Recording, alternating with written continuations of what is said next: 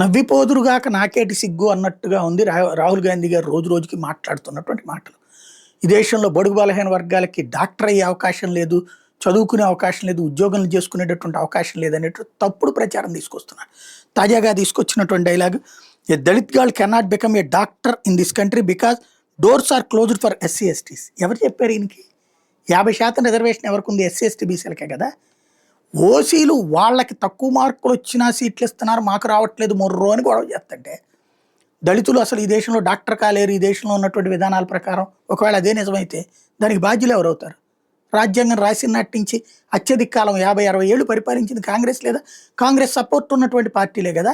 మరి అప్పుడు పాపం అంతా వీళ్ళదే అవుతుంది కదా. అంటే వీళ్ళ ముత్తాత, వీళ్ళ నాయనమ్మ, వీళ్ళ నానాలే పాపాత్ములు అవుతారు కదా.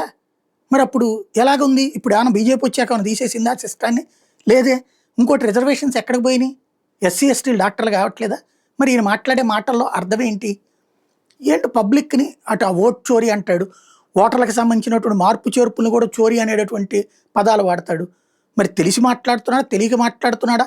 తెలియని వాళ్ళకి తెలిసినట్టు మాట్లాడి, తెలిసి తెలియని మాటల ద్వారా వాళ్ళని మోసం చేసి ఉద్యమాల వైపుకి తీసుకెళ్లి జంజీ ఉద్యమాలు లాంటివి అంటున్నాడా అంటే మూడోదే కనబడుతుంది.